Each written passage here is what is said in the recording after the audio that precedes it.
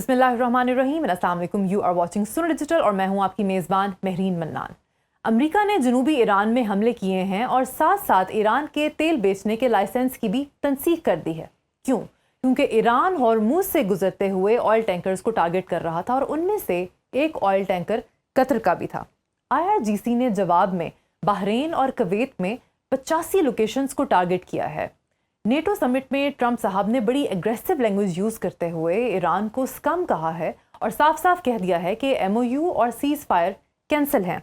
सूरत हाल बहुत गंभीर है और हालात किस समत जाएंगे, जानने के लिए बात करेंगे retired air marshal Arshad Malik साहब से, जो कि दिफाई तज्जिया कार हैं। सर, आपके कीमती वक्त का बहुत शुक्रिया।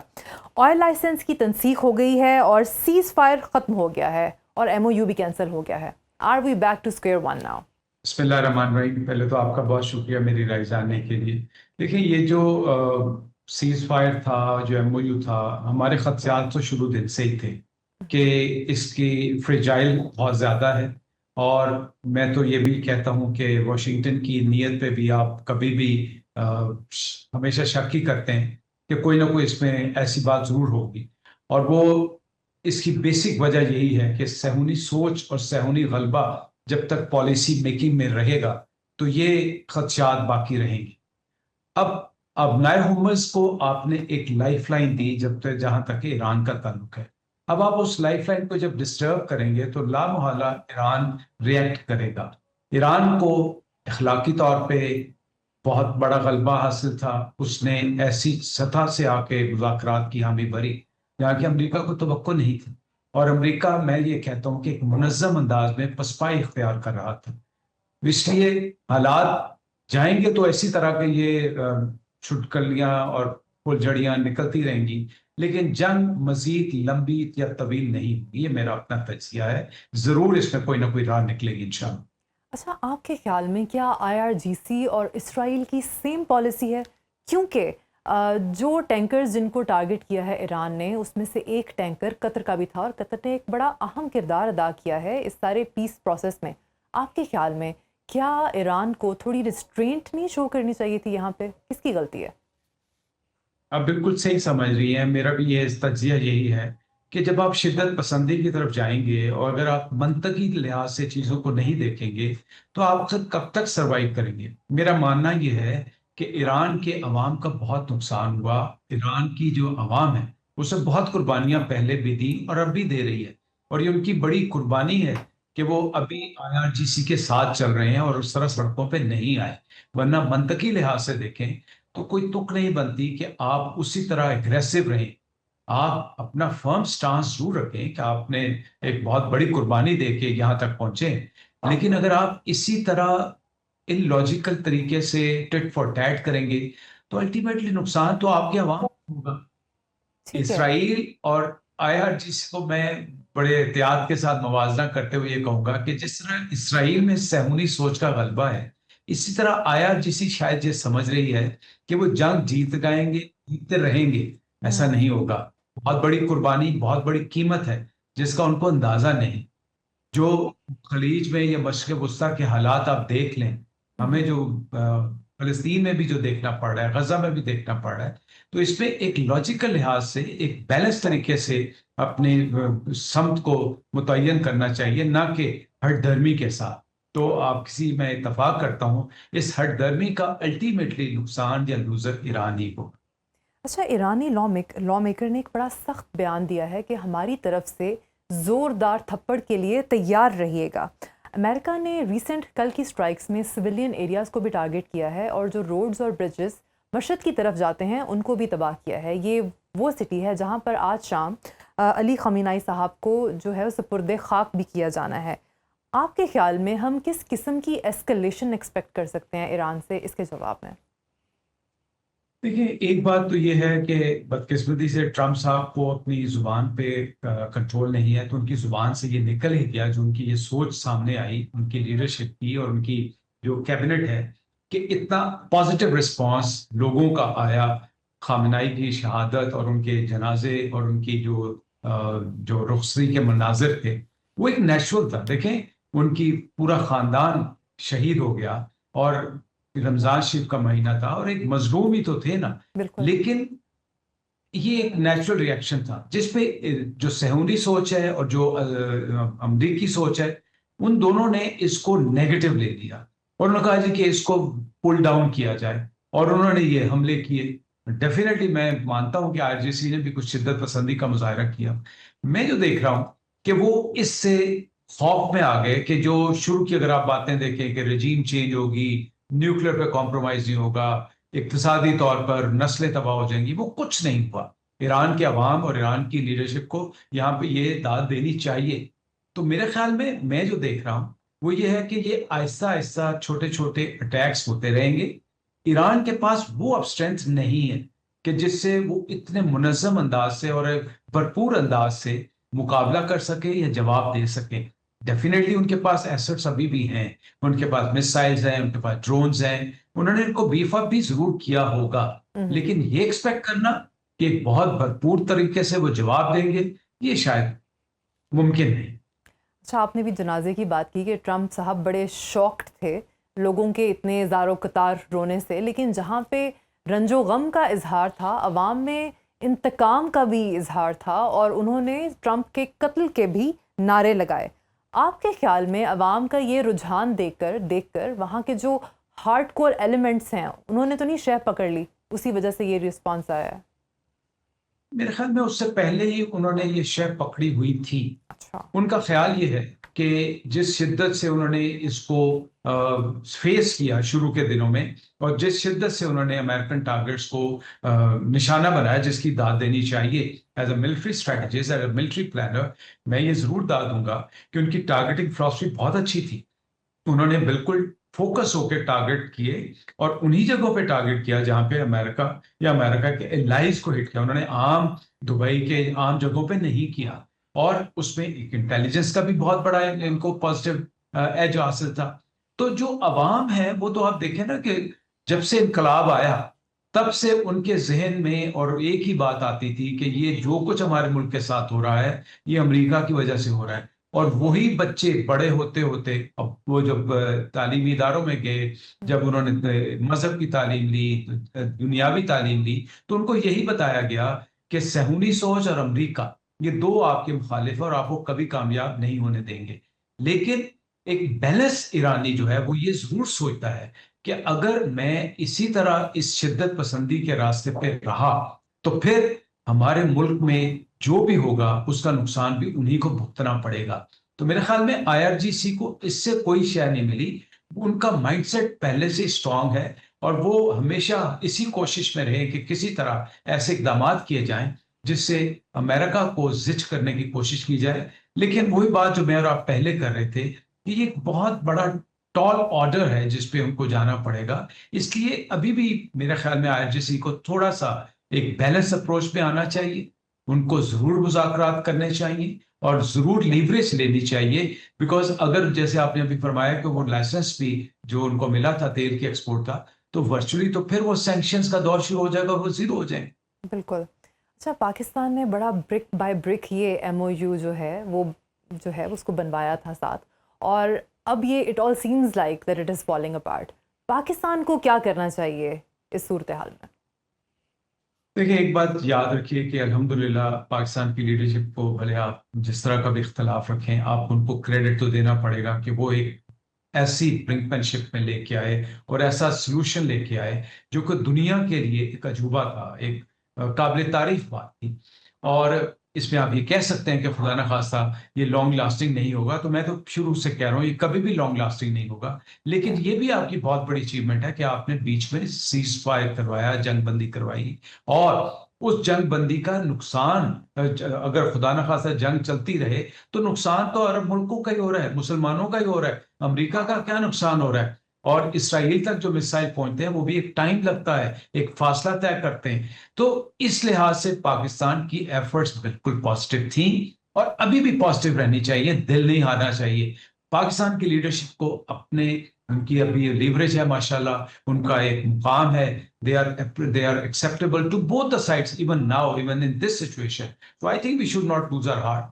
We ठीक, must engage them again and again. बिल्कुल ठीक है। अच्छा, ट्रंप साहब he is known to change his statements. बड़ी एग्रेसिव स्टेटमेंट्स उन्होंने दिए हैं इधर समिट में, नेटो के समिट में। आपके ख्याल में क्या चांसेस हैं कि ये he will go back on his word?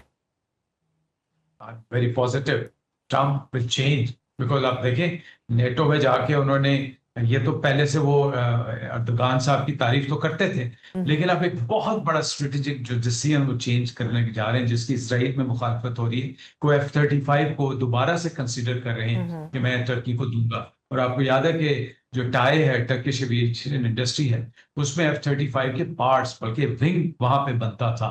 तो ये एक बहुत बड़ी अचीवमेंट जी। अब ट्रम्प साहब ने उसको स्टांस को तब्दील किया, और वैसे तो तब्दीली के तो मास्टर हैं, कितने ज्यादा उन्होंने यू टर्न्स लिए। मेरे ख्याल में वो जंग में तवालत बर्दाश्त नहीं कर सकते, न सिर्फ अमेरिका की वजह से, बल्कि पूरी दुनिया की मईशत का इन्हिसार इसी जंग के ऊपर होगा। तो जरूर राह निकलेगी, ट्रम्प साहब दोबारा वापस आएंगे। अभी वो थोड़े से डिस्टर्ब हुए हैं कि इतने ज्यादा अवाम बाहर निकले और उनकी लीडरशिप पर एतमाद का इजहार किया। मेरे ख्याल में ये रिवर्ट बैक करेंगे इंशाल्लाह। ठीक है, आपने भी टर्की की बात की, बड़ी इंटरेस्टिंग डेवलपमेंट नज़र आई है हमें टर्की के और अमेरिका के ताल्लुकात में। ट्रम्प साहब ने कहा है कि अगर रेसिप तैयब एर्दोगन साहब ने ये नेटो का समिट होस्ट ना किया होता तो शायद वो इस समिट में आते ही ना। अलावा अजीम 2020 में जो सेंक्शंस लगी थी रशियन एयर मिसाइल्स परचेज करने पे, वो सेंक्शंस भी उठ गई हैं। और इसराइल के शदीद एतराज़ात के बावजूद ट्रम्प साहब ने ये भी अनाउंस कर दिया कि जैसे कि आपने कहा कि वो F-35 प्लेन्स टर्की को बेचेंगे। अमेरिका और इसराइल का एक ऑलरेडी सीमिंगली स्ट्रेन्ड रिलेशनशिप है, इस सारी डेवलपमेंट का क्या असर होगा? I think the analysis is that there is going to be a gap, there is going to be a widened gap between Israel and America, at least the leadership, the current leadership. Okay. और उसकी वजह देखिए, America ने जो ये जंग में जाने की गलती की, वो बहुत बड़ी एक भयानक गलती थी, जो कि नेतन्याहू के कन्विंस करने पे हुई। और उसका नुकसान ना सिर्फ उनको माली लिहाज से हुआ, ना अस्करी लिहाज से हुआ, बल्कि एक रिप्यूट के लिहाज से भी अमेरिका अनरिलायबल फ्रेंड बनता गया। और आज गल्फ की जो पॉलिसीज होंगी आइंदा आने दिनों में हम देखेंगे, they would not rely on American power, air power or defense power. They will have to think it again. मेरे ख्याल में इसराइल और अमेरिका की जो करंट लीडरशिप में है, ये गैप वाइडन होगा, बट ये टेम्पररी होगा। डोंट एवर थिंक कि ये दोनों में गैप बढ़ेगा और परमानेंट होगा, ऐसा नहीं होगा। ये एक वक्ती सोच है। अमेरिका में जो मिड टर्म इलेक्शन आ रहे हैं, जो बेंजामिन नेतन्याहू के इलेक्शंस आ रहे हैं, उसमें वो अपनी अपनी रिप्यूट बनाने के चक्कर में इसराइल अपनी हटदर्मी दिखाएगा, ट्रम्प साहब थोड़ा सा पॉजिटिव होंगे। सो मेरे ख्याल में उनके ताल्लुकात खराब होंगे। और ये क्रेडिट दें आप टर्क्स को कि उन्होंने स्टेट्समैनशिप का मुजाहरा करके अपने मुल्क के लिए क्या गेन किया। यही एक हकीकत है और यही वो तरीका है जो कि मुल्कों को अपनाना चाहिए। ठीक है, नेटो के जो सेक्रेटरी जनरल हैं, उन्होंने रिसेंट जो अटैक्स हैं ईरान पे अमेरिका के, उनको एब्सोल्युटली नेसेसरी करार दिया है। आपके ख्याल में क्या इसका मतलब है कि नेटो ईरान वॉर को ओन कर रहा है? And do you think this can trigger article 5, जिसके मुताबिक अगर किसी भी नेटो के एक मुल्क पे हमला होता है तो वो तमाम ममालिक पर हमले के मुतरादिफ है?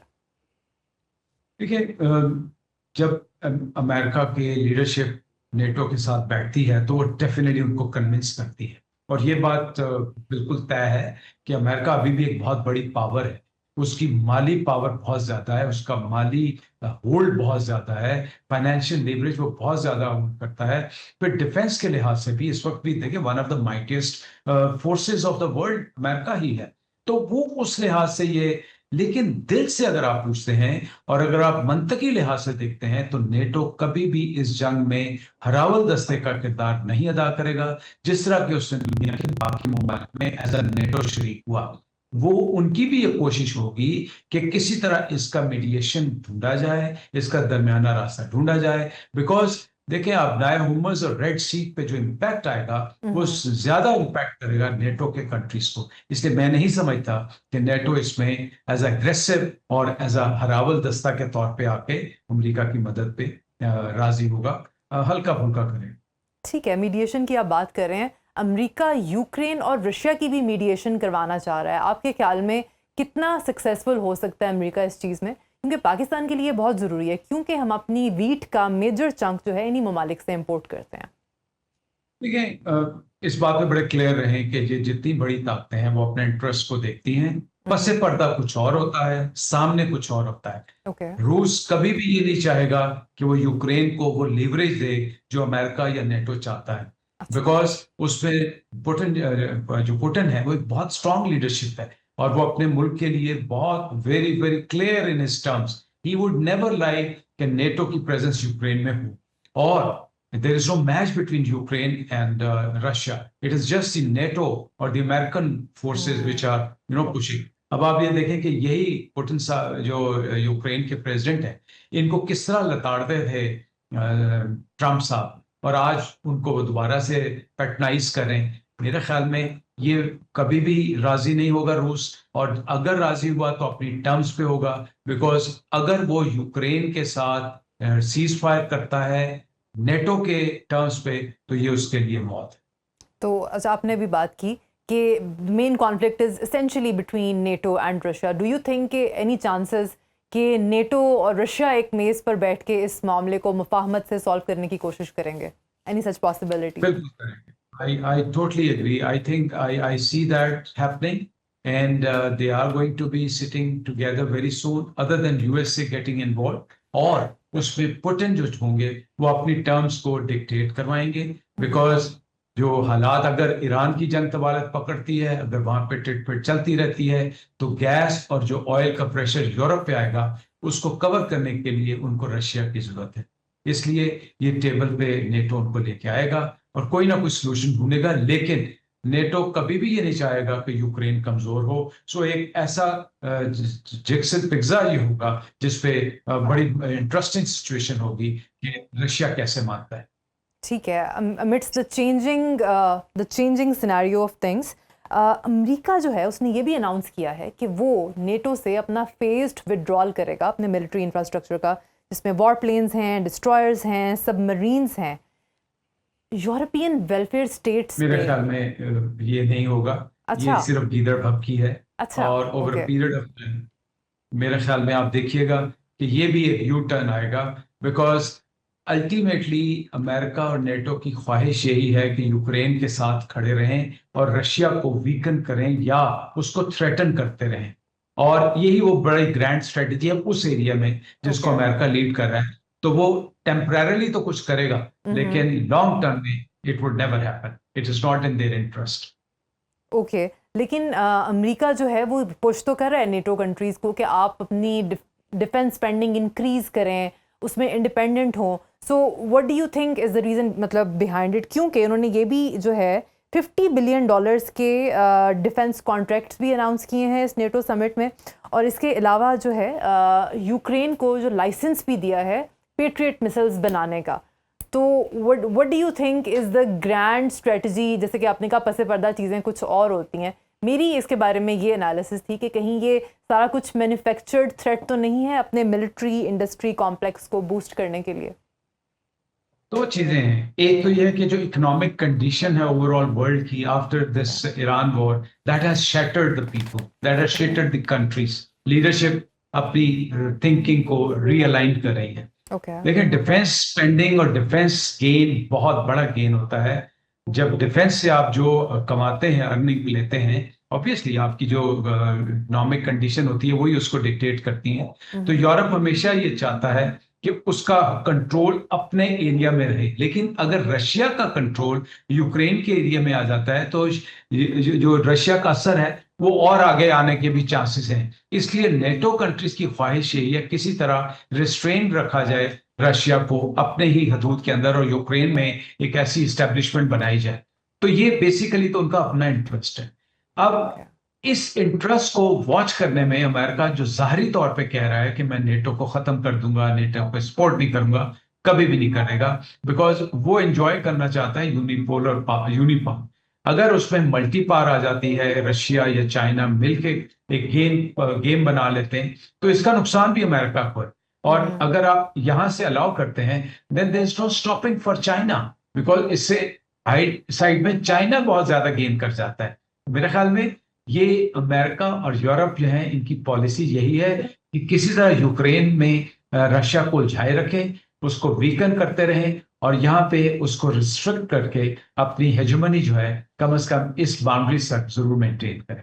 Right air marshal Arshad Malik साहब, आपके कीमती वक्त का बहुत बहुत शुक्रिया। Thank you so much and this is all from my side. Take care. अल्लाह हाफिज।